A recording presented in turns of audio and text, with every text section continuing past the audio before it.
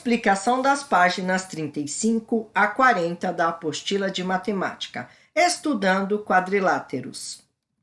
Estudando quadriláteros. O quadro a seguir é uma obra do pintor holandês Piet Mondrian. Ele nasceu na Holanda em 1872 e faleceu nos Estados Unidos em 1944.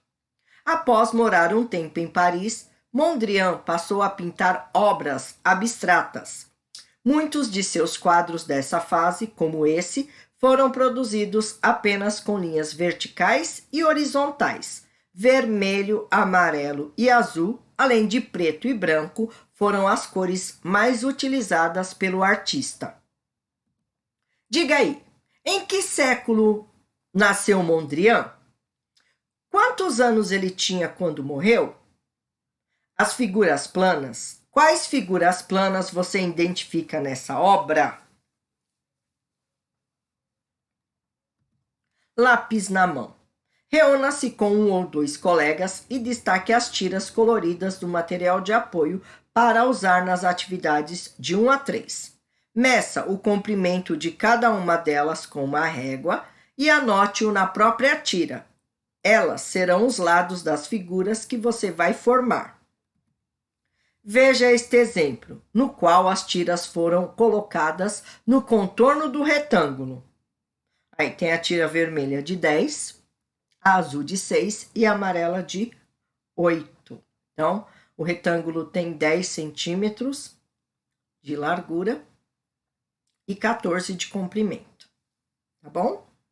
Até aí tudo bem, né? Tente formar as figuras propostas e desenhe cada uma delas na malha quadriculada da página seguinte. Para isso, use um lado de quadradinho para cada centímetro da tira. Atenção!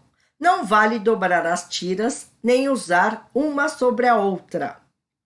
Se você não conseguir formar alguma das figuras pedidas com essas tiras, explique o que aconteceu.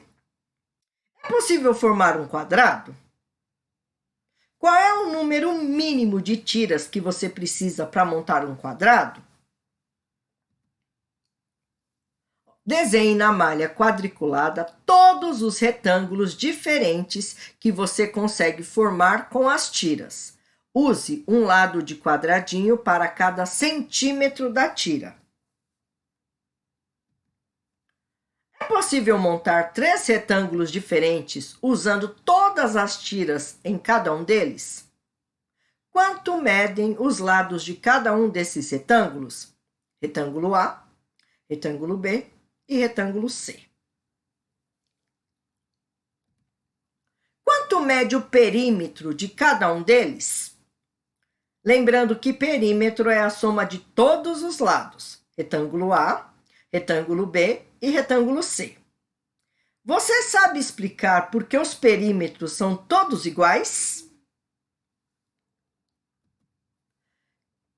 Qual é a medida da área de cada um desses retângulos? Lembrando que área é lado vezes lado.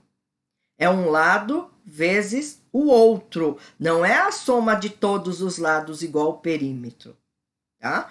Você vai pegar um lado vezes o outro.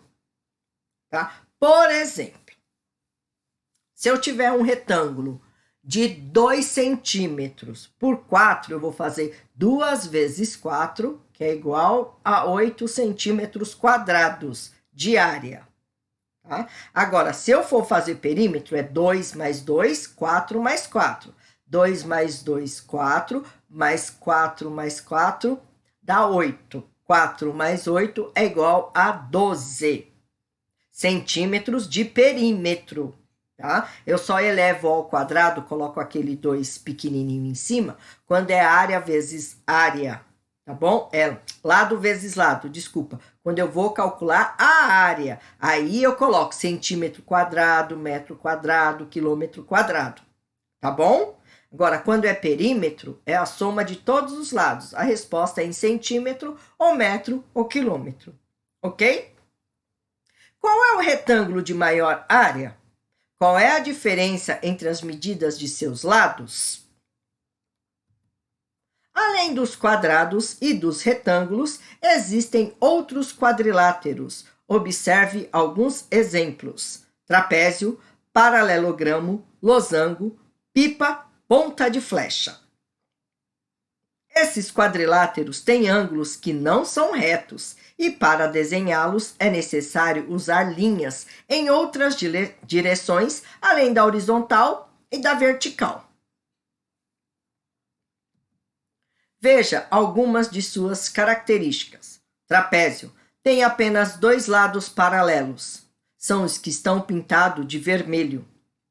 Paralelogramo tem dois pares de lados paralelos. Cada par está pintado de uma cor. Losango, todos os lados têm a mesma medida. Pipa não tem lados paralelos. Os lados pintados de mesma cor têm a mesma medida. Lembra a forma de uma pipa. Ponta de flecha não tem lados paralelos. Os lados pintados de mesma cor têm mesma medida. Lembra a ponta de uma flecha. Use as tiras para formar pelo menos um de cada desses quadriláteros sobre sua mesa. Depois, desenhe-os abaixo e anote as medidas das tiras utilizadas. Pegue um pedaço de papel de qualquer formato e siga essas instruções. Passo 1. Faça uma dobra no papel. Para as atividades 4 e 5, você vai precisar de papel, lápis bem apontado, régua e tesoura sem ponta. Passo 2. Faça uma segunda dobra sobre a primeira, fazendo coincidir as duas pontas para formar um ângulo reto. Marque bem as dobras. Passo 3. Posicione sua régua sobre o papel dobrado e trace uma linha como indicado na figura. Sem desdobrar o papel, no passo 4, corte com a tesoura sobre a linha que você traçou. Passo 5. Desdobre a parte cortada e observe-a. Meça seus lados. Que formato tem a parte cortada? Usando outro pedaço de papel, repita os passos 1 e 2 da atividade anterior. O passo 3 é novo. Com a régua, marque distâncias iguais a partir do canto reto para os dois lados da dobra e trace uma linha unindo esses dois pontos. Repita os passos 4 e 5 da atividade anterior. Que formato tem a parte cortada? Quais são as diferenças entre as figuras que você obteve nas atividades 4 e 5?